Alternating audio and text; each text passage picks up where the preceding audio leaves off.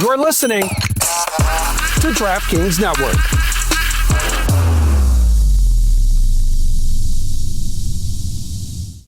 Heat up your 4th of July at the Home Depot with our wide variety of grills under $300 and make every gathering one to remember. Give your outdoor space a glow up, whatever your budget is, with savings on seasonal plants starting at $5. With the grill fired up and your backyard set to perfection, you'll be able to invite friends and family over to kick off the party. Start celebrating with low prices guaranteed at the Home Depot. Prices may vary by store. Exclusions apply. See homedepot.com/price match for details.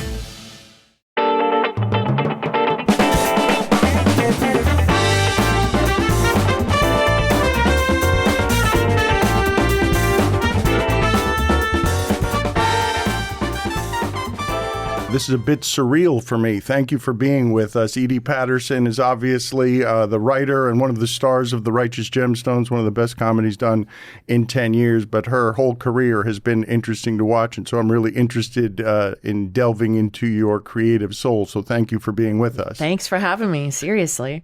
She's got a new movie out, Brian, with William H. Macy and others. You're traveling in a very rarefied air now, and she's got a one-person play, Playgirl. So let's start just there. How do you arrive at a place where you want one light on you and you're going to do, it's going to be all you, nobody else? Yeah, well, the Playgirl is all improvised. And so it, for the most part, comes out of my improv background. That's a huge part of my background. I've been improvising for a long, long time.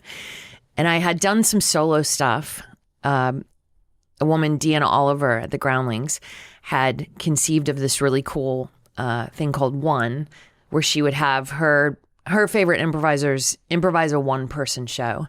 And she had certain things that were a part of it. Like she would have the audience build 3 sets on the stage, and she would ask the audience, what's the name of this person doing this one-person show? And you kind of always knew, because it was a one-person show, you'll be breaking the fourth wall. You'll be talking to the audience sometimes. And anyway, I'd had a little experience with that, and it was sort of mind-bending and thrilling to improvise by myself, which I had never done before. And the first time I did it, right before I did it, I had done the regular improv show at the Groundlings. And I remember watching 2 of my friends do a scene, and I was laughing so hard and just feeling the magic of improv and the thing of seeing in real time, oh, this person's idea isn't what's happening, and this person's idea isn't what's happening. Their ideas met in the air and squished up, and now this magic is happening. And it hit me like a cold chill, and I thought, what did I agree to do tonight? Why would I do this by myself? That's not what this is. What is this going to be? And I quickly realized through doing that show with her, oh, if I let it happen, it can be a lot of people on stage with me. Right. You're creating all of them, right? Yes. It's your creativity run amok. Totally. And I can count on them and mess with them the way that I would do other improvisers. And they're all me. But I remember that became super, super clear. One of the early ones I did with her, I had improvised a dorm room. There were like 6 or 7 kids in a dorm room. And I was one of them. And I was all of them. But I was the main character was in there. I was going to correct you, yes. Yes, I was all of them. But I had improvised a door coming onto the stage. And there's 2 practical doors there. But I didn't use either one of those. I had improvised a door. And then when I went to leave as the main character, I couldn't remember which way the door went and where the knob was. And in a split second in my head, I thought, ask that guy. And so I asked that guy, who's me, and he knew. And I was like, oh, okay. So I can just let myself go crazy. And all right, so this is a weird question, but have you always had an assortment of voices in your head, and now this allows you to bring some of them to life? You know, I've always loved characters and gravitating toward characters and creating characters.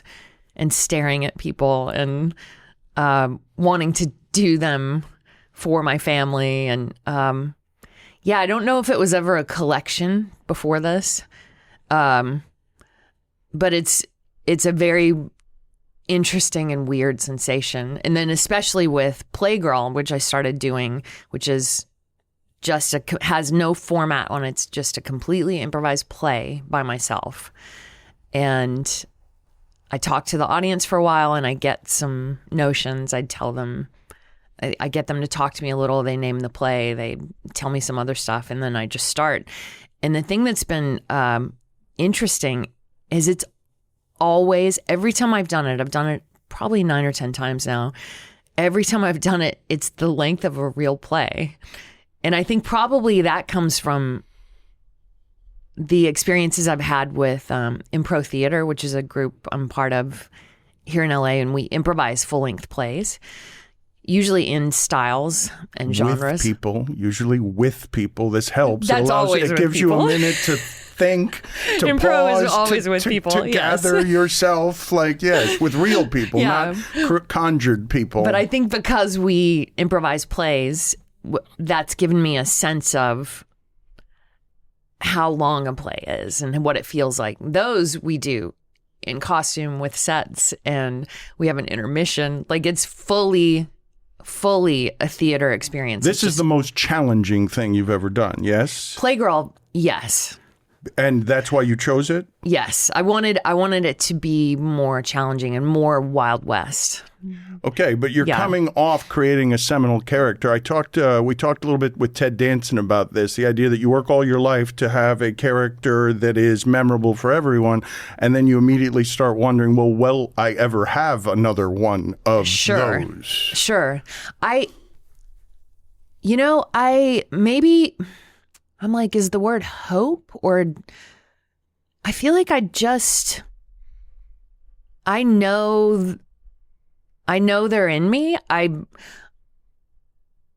So I was going to say, yeah, I hope I can, but I know I can. I just, it'll be figuring out where that happens or what. You know they're in you, though. You know what Judy Gemstone is in you. I've heard you describe it as uncaging the bitch and letting her run free is of Judy Gemstone. You think there are multiple ones of these existing in there. For sure. Wow. So you have a great deal more confidence than the neurotic Ted Danson, that you know that these characters exist for you, and you know you now have the chance to birth all of them. Yeah. I don't know exactly who it's going to be or what it's going to be. But yeah, in Playgirl, I never know who's going to come out, but I know somebody's going to. And usually every play has, 10 or 11 people in it. So I end up liking a lot of them. But the reason I asked the question is, what an interesting challenge for you to choose after whatever is seminal arriving of I've created a character in a show that everyone loves. You're choosing a path that is an alternate path. You could do anything, and you're choosing to invest in improv. It seems like the scariest thing, where it's not even a skeleton. You're just up there with your talent and your vulnerability. Yeah, it is scary until it starts. It's very a weird kind of nerve-wracking. I love performing live, but I do have to sort of fight through some stuff before this show. But if I can get to a place of with Playgirl and with if I'm filming something, if I can get to a place of full fuck it, and if I can get to a place of knowing that the only way path, etc., that works for me is me letting it rip, whether that's a very subdued person or I don't even mean like the person has to be wild and screamy, but if I have to get to a place where I can let it rip emotionally, and then I know it will be true. Then I guess that's what I mean. I know there are a lot of true characters inside of me. Yeah. Well, but if you arrived at real and honest and authentic, fuck it. Because if you've arrived at real and honest, authentic, fuck it, you have conquered Hollywood. Well, like you've conquered all of the demons that plague the creative people. If you can actually do just fuck it, my creative talent is enough. And the deeper I dig into the fear reservoir and past all of it, I'm going to find the greatest versions of me. I can get there. It is... It's definitely an ebb and flow. And I'm not saying, oh, I constantly have that feeling or I constantly know that. Of course, there's worry of like, yeah, but what is the next major thing I'm going to do? Because Gemstones and being Judy was the best gift of my life up to that point. So yeah, if I focus too hard on like, oh, what could be as good, it can feel terrifying, but I know it's all going to work out. Nice. I usually do not find that in actors. Usually that is not something that, but you've had a lot of success and you've learned a great deal. You've been doing all of this a long time. You've worked, you know what working with good people feels like. And now you're tackling endeavors that are just the ones you want to tackle, right? You get to make your own choices now. Yeah. No, well, I mean, I'm still trying to get things, you know, like I still am striving to make a movie I want to make, and I'm still, you know, putting myself on tape sometimes for things, and like it's not that there's no confusion or struggle in the mix. I just know that the other place is the place that creatively works for me. So if I can just keep bringing my brain back to that. The movie you wrote one with Danny McBride, right? Yes. Is that and so where is that? Like, do you know? Are you certain that if that gets made, you have the confidence? Like, there's no way that this isn't the best representation of what it is that we do. Well, I have no idea if anyone will like it or how it will land on people, but I know that I love it and we love it, and I know I'll put my whole heart and soul into it, and that's all I can do. It is all you can do about success, but you've got to feel at this point that you and Danny have good governors, that if you think something's good, it's good. I think so, but I do also know all of that's subjective. But yeah, I do think if we both think something is good and funny, for me, definitely, I think it's good. I think he's got such a sharp and astute and funny brain that I feel like it'll be great. You skipped past a couple of things when you said I work through some stuff, but I have to work through some stuff sometimes before getting out there. Are you skipping past some stuff that has some details in it that are panicky? Oh yeah, for sure. And I would say it's because all of the things can come in of the sort of paradigms that, I don't know, that we're taught to think about, of like, oh, if this goes well, then this, or if this doesn't go well, then this, or if this person is out there and they think this, or I really have to get to a place of truly forgetting who's coming.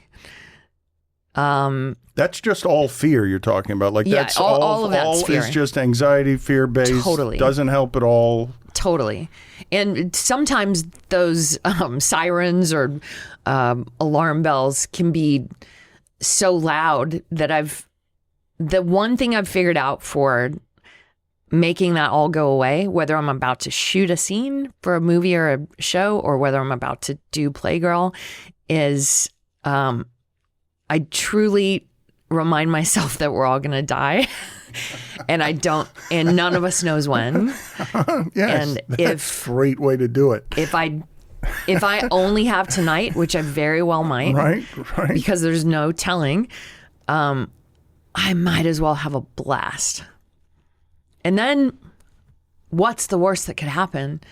you could make a list of horrible things that could happen, but oh well, at least I let it rip. All right, give me an example, though. Give me the name that set off the sirens the most, where you most had to say to yourself, well, we're all going to die. The one where you're like, am I performing for this person? This is a little scarier than the average person. It could be someone you respect, someone who I don't even know what gets conjured when I ask you that question. Yeah, with this show in particular, it's more like the sirens and the bells are just the more almost esoteric notion of, I agreed to do this by myself.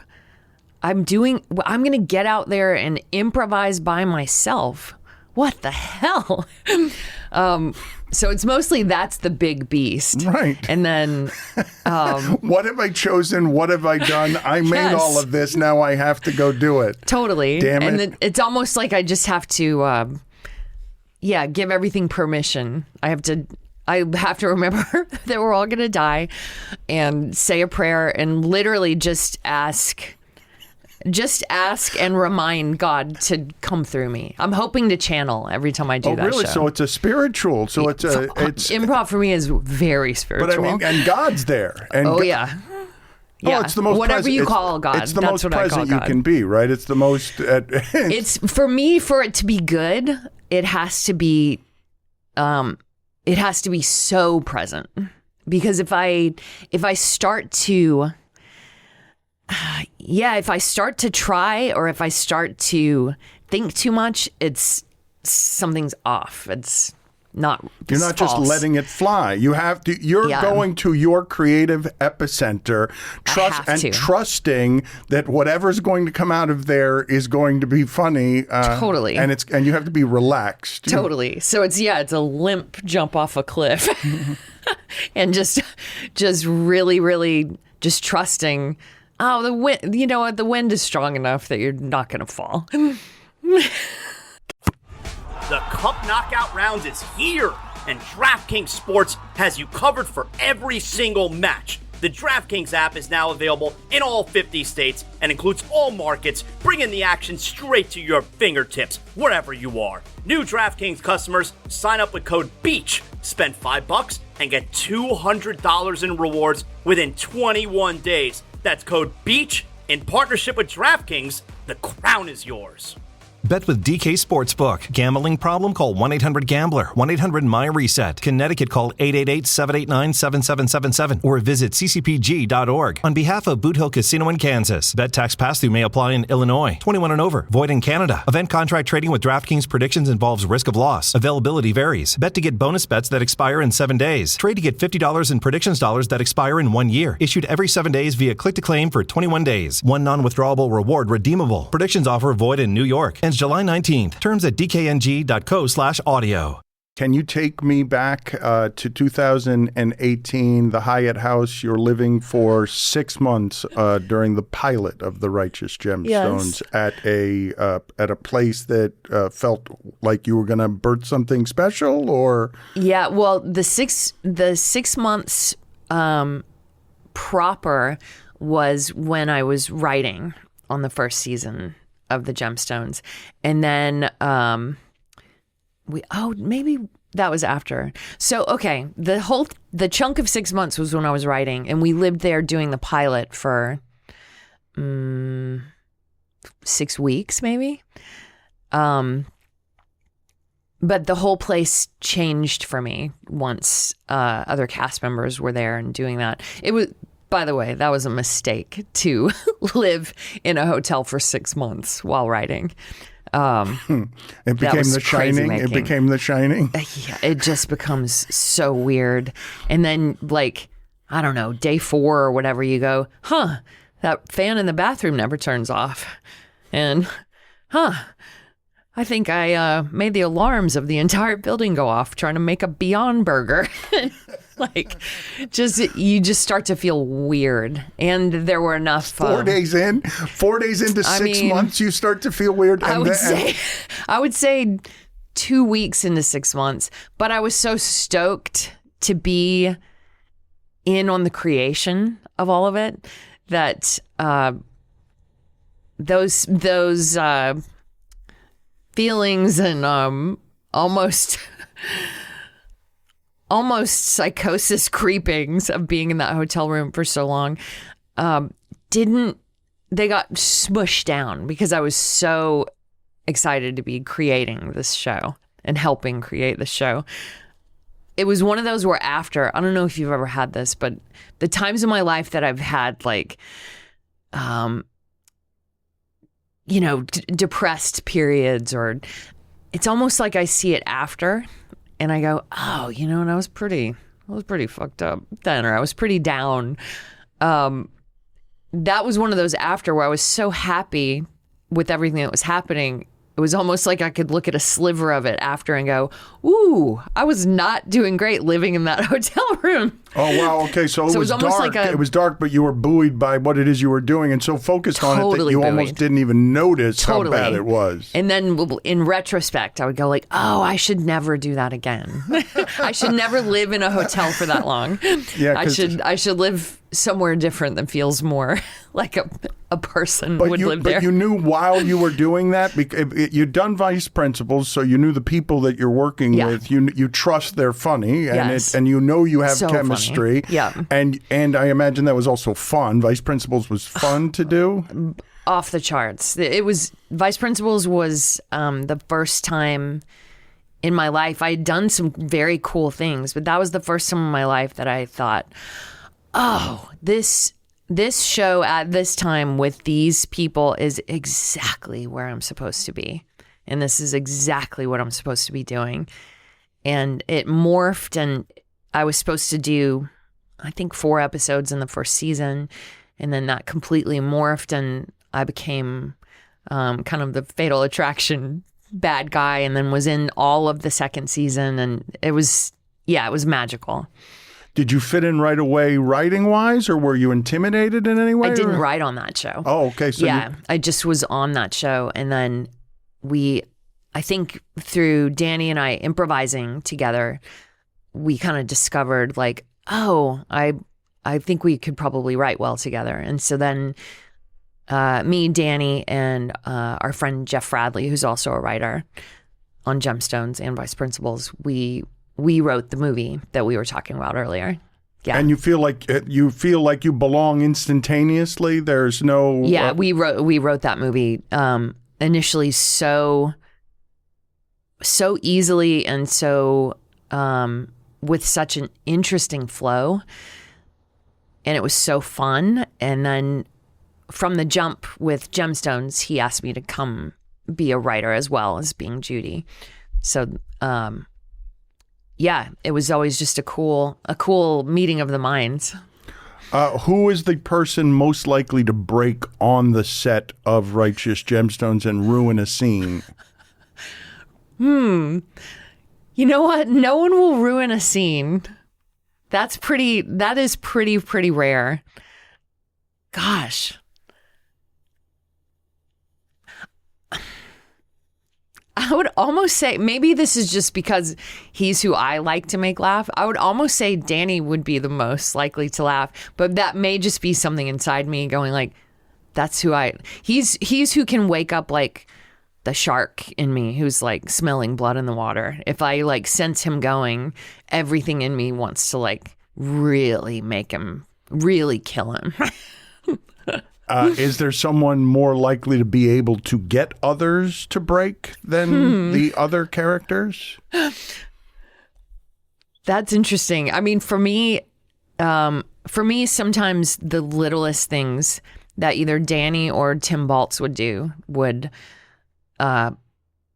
annihilate me. Like just a little lip movement or a little, just anything with either of them where I can tell like, oh, they're totally gone, and I'm fully looking at Jesse or BJ. Every now and then that would really take me to another place.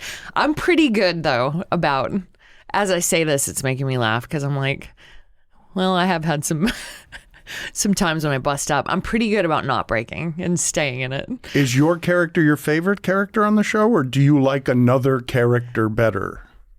Judy's my favorite. I mean, it's a pretty great character. Yeah. She's my favorite. Yeah, she has my whole heart and soul inside of her.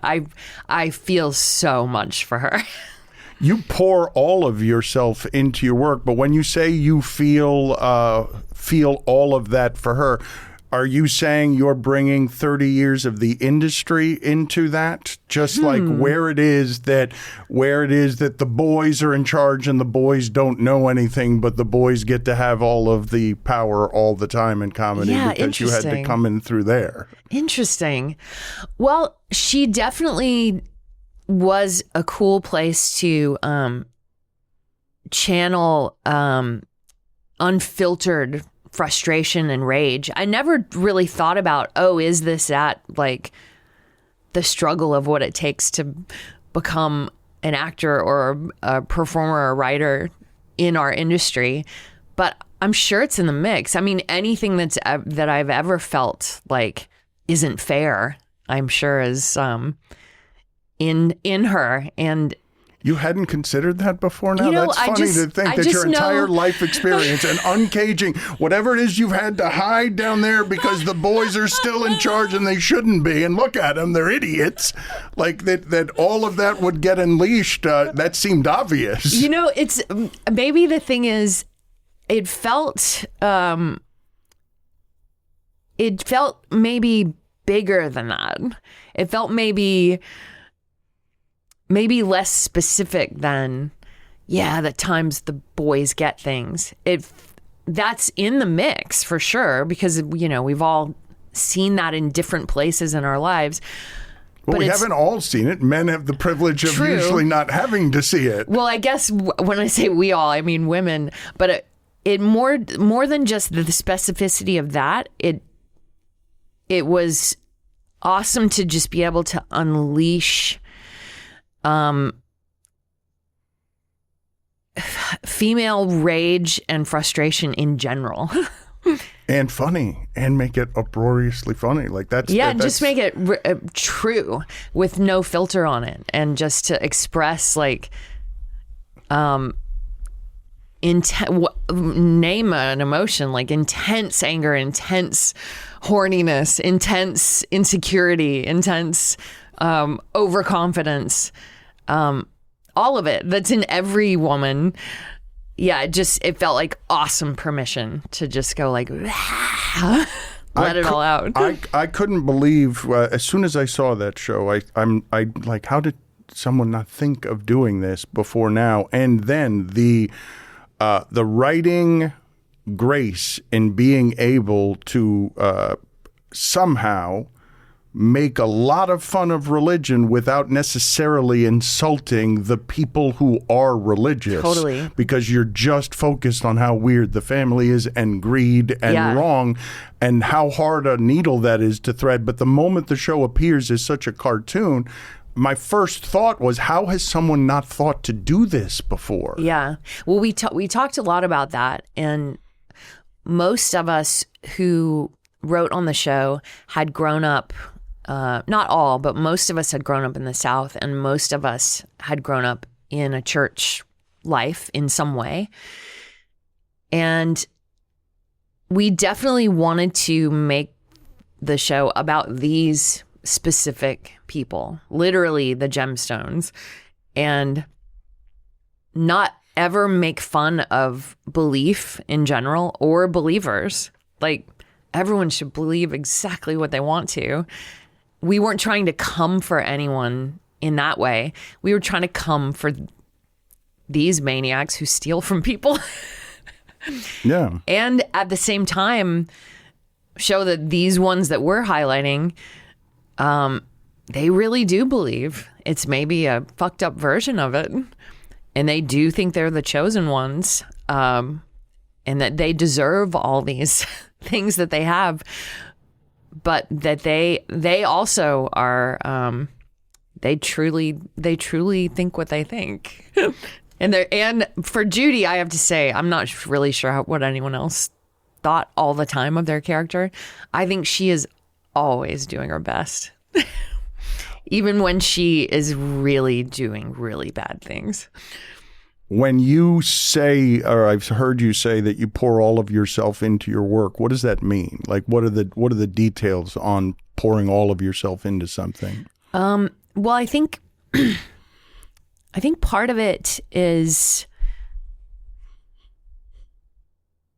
what we were talking about earlier of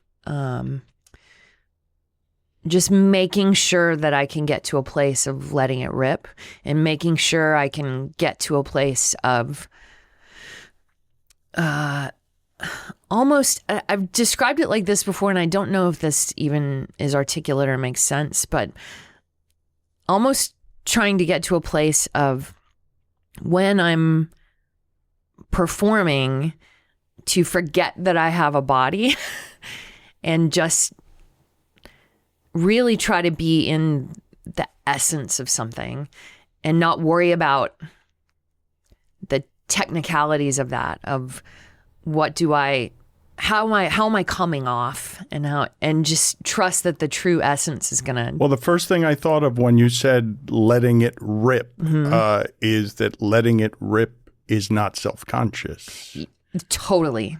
That's the perfect way to say it. If I can get to a place of no self-consciousness, then I know, like, now I can find something real. And it's not only that, you must trust by now that, and I can find something that I know is funny, like, because I have full confidence in my funny. That's a wisdom that takes elders lifetimes to achieve, but has a lot of failure along the path. Totally. Like, so when did you get there? Like, when along the path were you able to trust that doubt should be ignored, and that at the core of you just not thinking about anything, no, I'm funny? You know, I think I started getting there through the Groundlings, for sure, through being in the main company at Groundlings and doing many, many sketch shows and many, many improv shows. Just reps on failure, right? Reps. There's success there too, but just reps on keep doing it, keep improving, totally. Keep failing. Especially with improv. I mean, there's going to be nights that aren't as raucous as other nights. And yeah, the thing is to just keep learning and keep knowing you can get better, and keep knowing you could listen better, and keep knowing you could be more present. And if I am more present, and if I'm totally focused on the other person, then that gives me everything. That makes us both look great. And really learning and feeling in your body the thing of and believing high tide raises all boats. And if your focus is outward of, let's just enhance this moment, let's just be in this true moment, it really makes everyone look great. Well, you do realize that what you're discussing is the place that people seek, when they pray to Mecca and when they become Buddhist or wherever God is, just wherever God is on the things that you care about and the things that you love. You're describing like the most sacred space there is for someone who makes things. That's what, look, not to get too woo, but that's what I'm trying to get to all the time. Yeah. And there are times when I forget and I go, oh, right, this isn't the most important thing. But yeah, I would say through Groundlings and through improv and through doing stuff with improv theater. And then I have to say probably with Vice Principals, I had a little bit of a convergence as far as for TV and film of going, oh, okay, great. Because I felt like they really saw me. And so having them see me and then knowing like, oh, just keep trusting what you do. There was a cool convergence in that moment. And like we were saying, sometimes that's going to all come together in the Venn diagram. Sometimes it's not. But it's the only way. Yeah, trusting it is the only way to get to a good part of the Venn diagram. What did the Groundlings teach you? It's a broad question beyond the reps. Mm-hmm. Well, that's definitely where I first started writing my own sketches and writing characters. And I think seeing shows there and seeing that, oh, they lean toward character and specificity. That was a biggie to learn there. It's like, oh, the more specific I can be with a character that I'm being, the more funny and true it is. So there are a lot of versions of character that are, not specific enough to feel real or to hit. I don't know. I feel like ultimately we're all primates, and if somebody walks like a joke and talks like a joke, maybe you'll laugh, but only when it's super specific does it hit that like monkey part of us where we're like, oh, yes, true. So I think I started learning that there for sure, of like, oh, the more real I can make something and the more just exactly dialed in and possibly weird. People are so weird. I feel like we forget that I feel like movies that are completely dramatic totally forget the fact that even the most serious creep on the earth is having some moments in their life where they're laughing or they're embarrassing themselves or something cringe is happening to them or something made them laugh. I can't believe we still make things that attempt to be all one thing or the other. You've got me thinking of like Manson at the Comedy Store, just that he used, I don't know if it was back then or if it was around, but just in the audience, there had to be something that made even the craziest of persons laugh. There's no non-laughers except maybe Vladimir Putin is the only one, right? Like everyone else laughs. Yeah, but even him, something's making him laugh. Yeah. How did the Righteous Gemstones change your life? Has it? For sure. Wowee. Well, I mean, it was, I would say it deepened and enhanced my creative collaboration with Danny and some of those guys, Brandon, who runs Rough House, and like I said, Jeff Bradley, who I wrote with. I feel like it was an expansion on cool things we were thinking into. I got a bestie for life out of it in Cassidy Freeman. I love everyone on it, which is wild. That's wild to be on a show where you're like, oh, I really love everyone I work with. I don't think that's the norm. And so I feel like it really gave me the wherewithal to appreciate that in the moment and to just savor every delicious, fun moment of that. Of like, oh my God, to realize like this is so lucky. I think maybe that it gave me so much gratitude. What an interesting answer to how your life was changed, because you're talking about it in all the meaningful ways, not any of the silly ones. Like you're talking about, no, I made a friend for life. I'm working with people I love. I see what it is exactly I want, how it needs to feel when it's the best. Yeah. And it doesn't get Hollywood corrupted, because everyone who works with that group of people say that it's fun to do what you guys are doing every day. Yeah. That it's got its disciplines, but you get to be a child. Well, totally. And it has its disciplines. I mean, we were doing very, very long days, and it was a constant handling things and doing things, and writing it is long and can be confusing.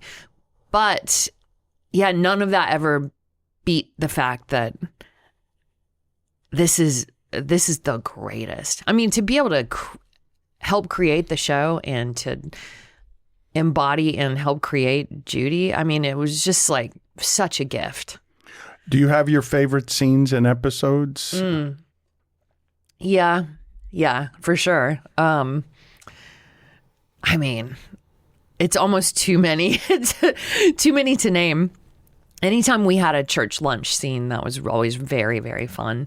And we always got things as written. The scripts were very written. I've had people ask me before, like, were you guys improvising all the time? And there was improv in the mix, but we always had the scripts as written, filmed. And the church lunches were usually a chance where things would kind of open up because we were all there and we could go on jags that were nowhere in the script. And that was really, really fun. It sort of reminded me in seeing Talladega Nights what it is that Farrell and John C. Reilly were doing at the prayer table. I imagine that scene took, that they enjoyed doing that for about a month. I would imagine. Right? I mean, yeah. So you're all at the table and now everyone's not just having fun. Not only does everyone love each other and sort of understand and see each other, but now we're a band that's competing on funny. Totally. And so that's just a sandbox for what you do. Yeah, and then you start to feel the little moments of like, oh, if I lob this fat pitch to him, then he's going to hit that over here. And then if I get upset at that, then we're going to go on this jag. And we would just find crazy things. The whole Tim and I getting married, BJ and Judy getting married at Disney World, that was in the script, but the whole deal about Prince Eric being the one who married us and fuck Mickey Mouse and why didn't you guys have a legacy character, that all of that was improvised on the day. And it all just feels so true. That was the other major thing, is none of us were ever coming from a place of, let me say this will really make them laugh. All of us were improvising from character, which is really the only kind of improvising I believe in for TV and film. Who was the most generous when you talk about lobs and the selflessness and making sure that you're throwing someone else a fat one? Wow. Man, I feel like everyone was so good at it. I would say maybe just because I see his improv background, because Tim comes from an improv background like I do. I could really see him lobbing me some pitches sometimes. Oh wow! So you could see the generosity as it was coming. 100%. That's nice. Yeah. Who could make John Goodman crack? Is he? I imagine he's pretty tough. No, he is pretty tough. He's not a tough person to be around. He's the greatest. I couldn't love that man more.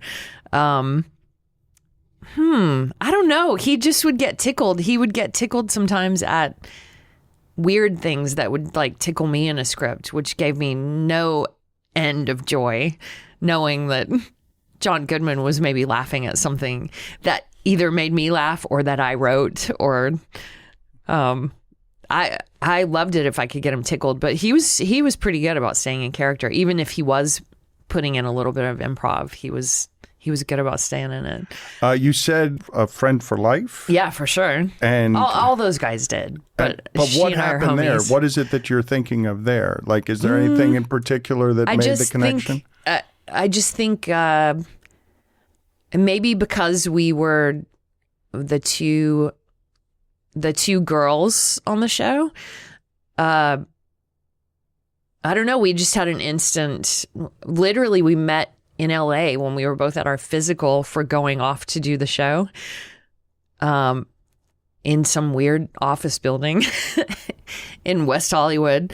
And she walked in and I heard someone say her name. We were the only two people in there, and we just sort of talked and said oh yeah, we're going to do the same thing.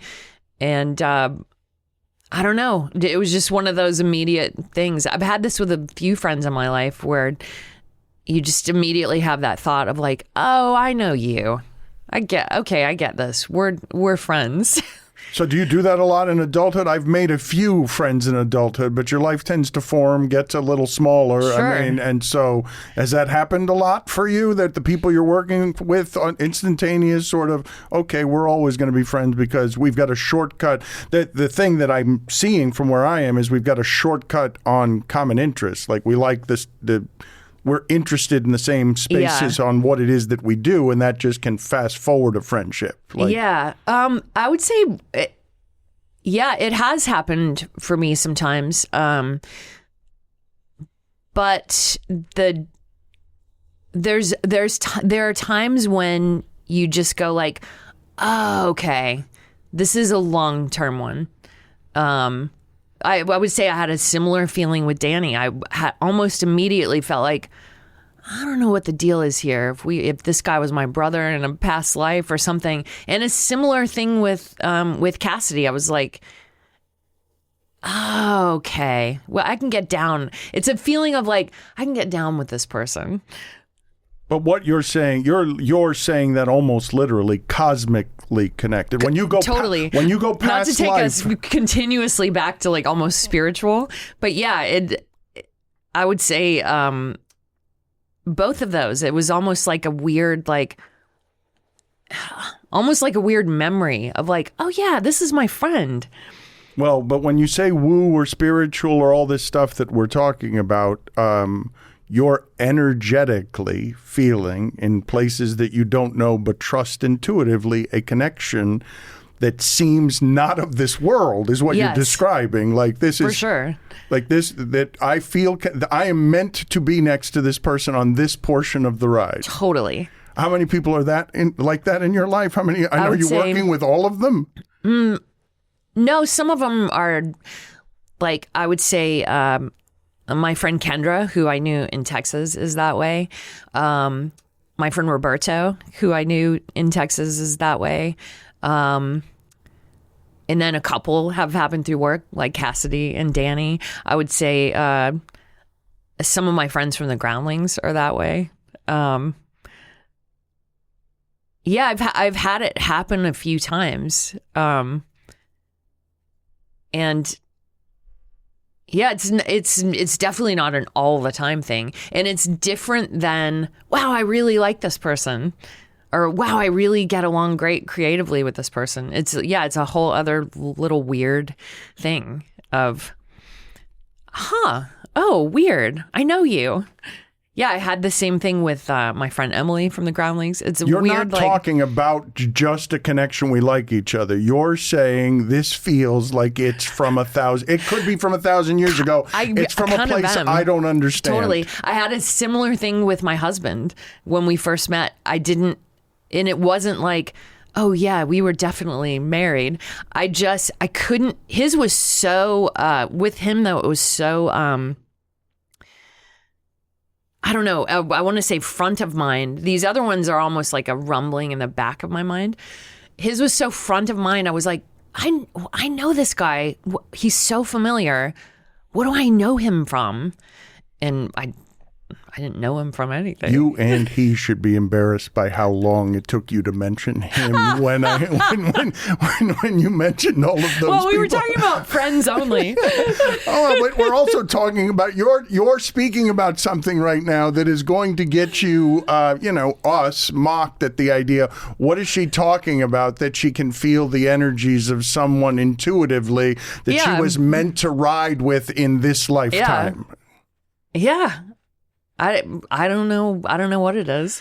Take us back to Texas and your upbringing. Like none of these things were a dream, right? Like what is it that you were searching for when you're around the moat, for example, at Texas State? Was it Southwest Texas? Then it was Southwest Texas State University. Yeah. Yes.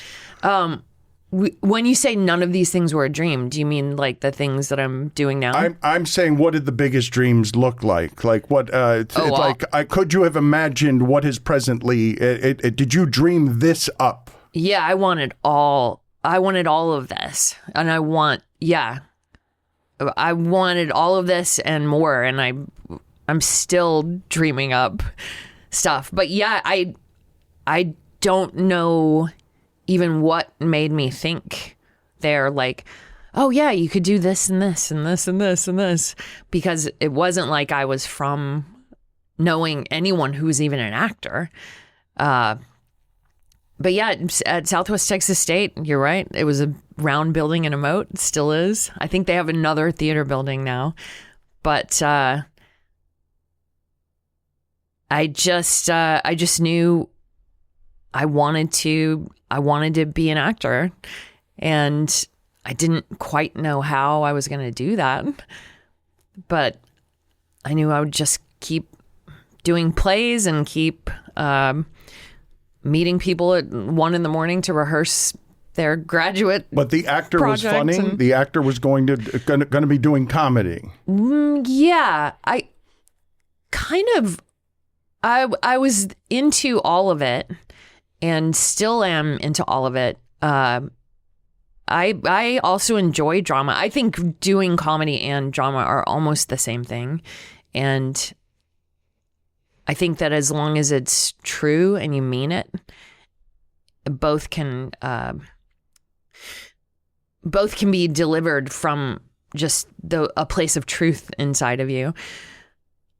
But I don't know that I had honed in. I definitely liked being funny, but I don't know that I was leaning so hard that way.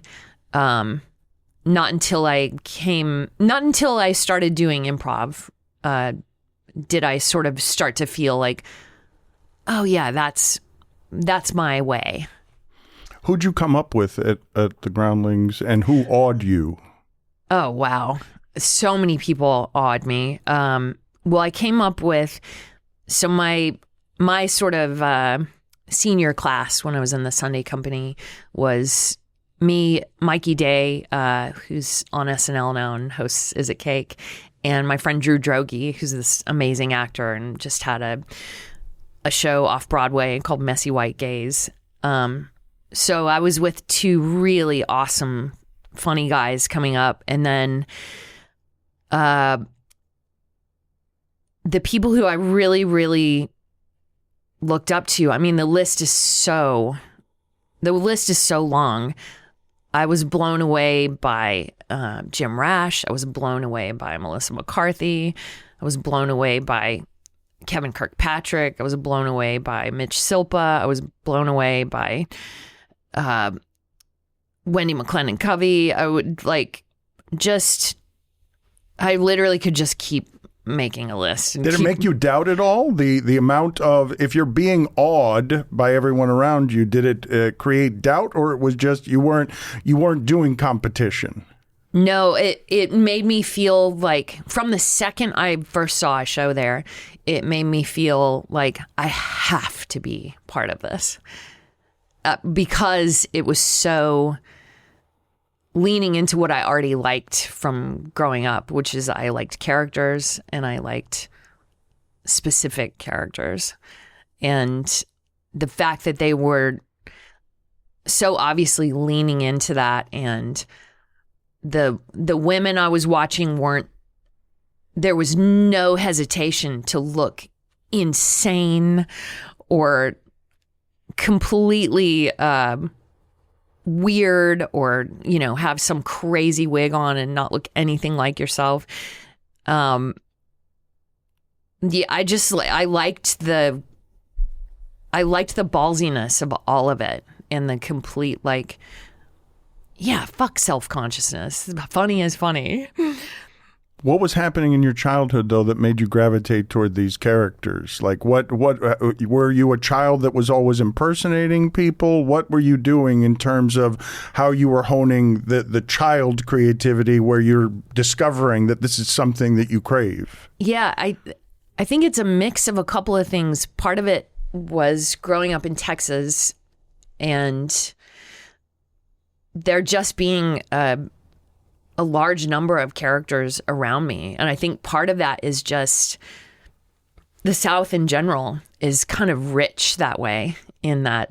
So the child you is noticing, I'm surrounded by weirdos. Yeah, and loving it.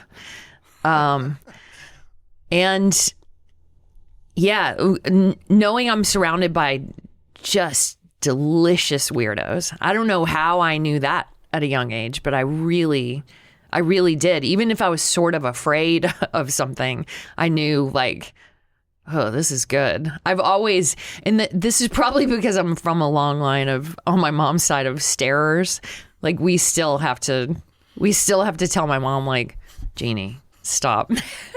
Because she will just get lost in wanting to stare at a couple at dinner and like hear their whole conversation. I'm like, I have that want too, but unlock your eyes. A long line of starers, yes. And you're realizing... all my aunts, all my cousins. But you're not thinking as a kid, you don't have an eye also for content, do you? Or do you very early on, you're seeing these people are rich, life is cartoonish, and I want to embody the weirdness? I think I wanted to embody the weirdness from very young. Like, from first grade, crazily, I had a first grade teacher at my public elementary school who was from the UK. And so she was this older woman with an accent, and which I still don't know why she was there, but I would go do her for my family, or we had this wild list of my dad's father was sick, and we would go over there every other night. We would go over there and basically be there from like after school until like 10 to help take care of him. And during the day, though, there was this long list of women who would come and be like the day person, and some of them lived there, and because then they would sort of take over the late night. And look, God bless them, but so many of them, and I don't know why. I don't know if it's where we were. I don't know if it's that my mom and dad and my uncles and whoever needed to get the most affordable option. I don't know what the deal was, but they were all wild. And I used to like to do them for my family. And I think maybe from early on, I realized that it can kind of take the pressure off as well. Like if we're all feeling stressed out and or worried or sad, it's a little dangerous to do, this woman who's taking care of my grandfather who, seemed 7 feet tall and had enormous boobs and like used to like catch the rainwater coming off the house to wash her hair. And like let her dog eat from the inside of her mouth. She'd put ice cream in her mouth and like let the dog lick it out from the inside. It all sounds so dark, but something in me from very little knew like, oh yeah, if I do them, or if I do the weird silent one with a braid down past her ass, something about it like takes some pressure off of my parents and makes us all laugh. You have to do more with those characters. It seems like this is after Playgirl, because it seems like you've been doing a one-woman show since whatever this age was. Maybe, kind of. Like this is just what you're doing now in adulthood is just recreating whatever it is you were as a kid. That's why it's the playground it is for you. So you have all of these characters and you're instantaneously getting affection, applause, affirmation, because they're all funny. And so you're allowed from very early on to embody the weird. Like you're allowed to get comfortable with weird. Yeah, for sure. For sure. That's not normal in childhood. I think most kids are trying to fit in, right? Totally. Which I definitely, the weird was embraced early on from my family. And definitely I had like phases at school where I was like, oh God, I'm very different than everyone else here. But I feel like performing for them and then doing certain things and then performing at school, like literally doing a performance at school, helped me to go like, okay, that's who I am. And definitely I felt like, oh, being funny is part of who I am at school. And what age was that? Because there's real confidence in however it is you guys. There could be doubts in all sorts of other places, but to know who you are, what you want at an early age is like a great deal of the pie chart on how you get to happy. Huge. Yeah. I would say 7th grade, we had a thing called Class Day that was basically a talent show. And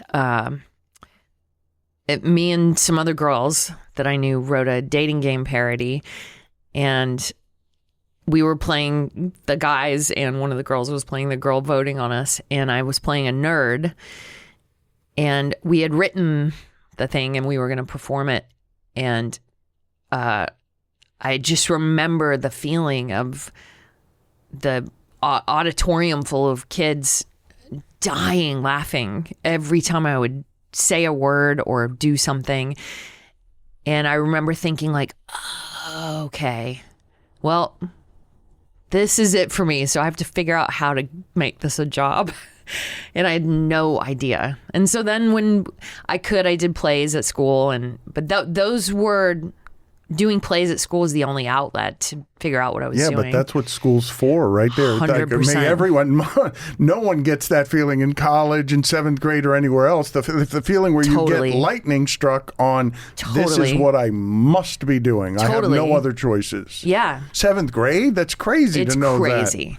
It's crazy. Because then you can just start chasing it right then. Totally. I can just keep going toward it.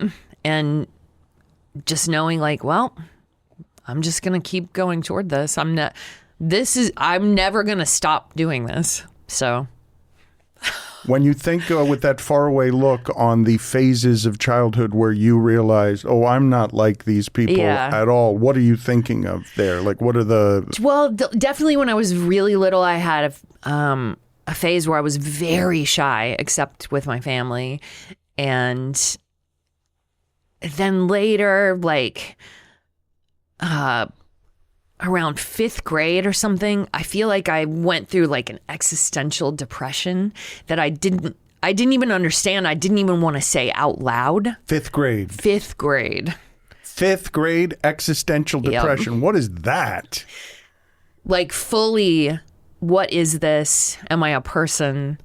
I remember I used to look at kids in my neighborhood playing and, you know, doing stuff in the street or whatever. And I used to think, what are they doing? How do they know how to do that? What is that? It was very existential. What is all of this? What is God? What is time? Like, and then there would be weird. 5th grade. 5th grade. I told my mom way later and she was like, what? yeah. I'm still like, what? Yeah. Very, very weird. And it had, and I used to, God, this is way TMI.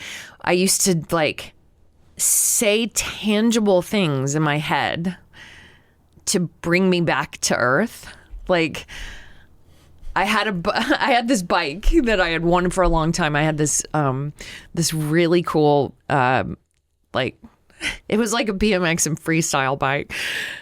I didn't know how to do either of those things. I just liked the aesthetic of the bike, and they were good bikes. Yeah, and I'd saved up and gotten it, and it was a white Kuwahara.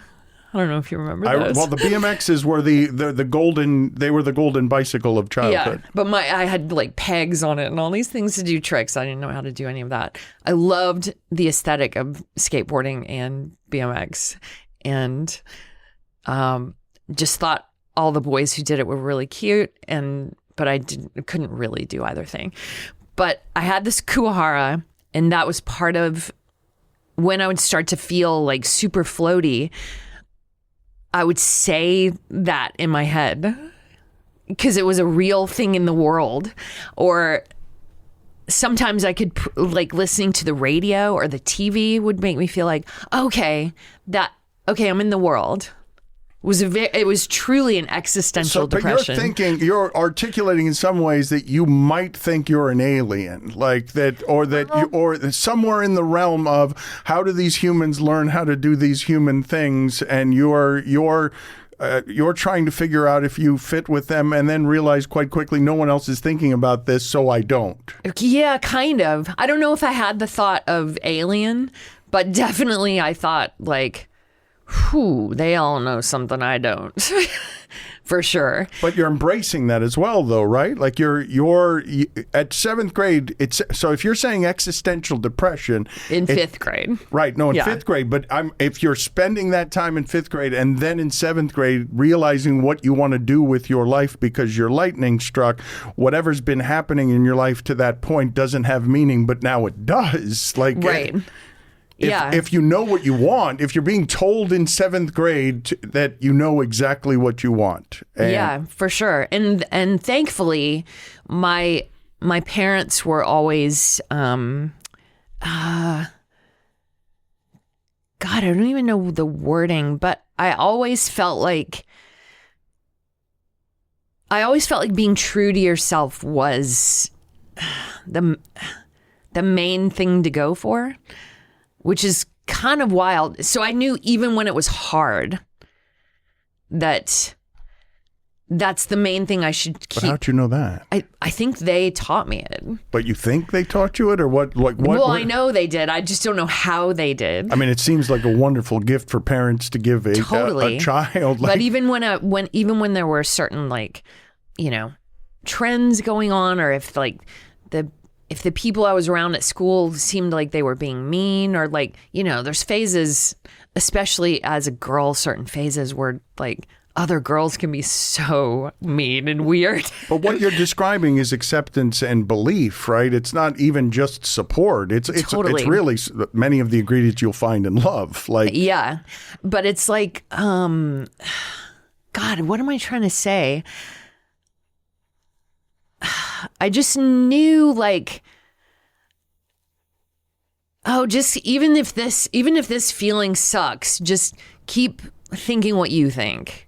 Which is it's crazy that they imbued that. Well, that it's okay to be you, correct? Yes. As long as you know. Even when no one is making you feel like it's okay to be you. I mean, but that explains a lot, right? If these things are supposed to be biographical and people are wondering, well, how did she become Judy Gemstone? Well, it was allowed. Yes, It was allowed. Yeah, it was allowed in my house, for sure. I mean, that's parents doing a good job on getting. I don't know that there is any sort of lottery that someone could win than parents being able to give them something that gives them their own keys to happiness. Totally.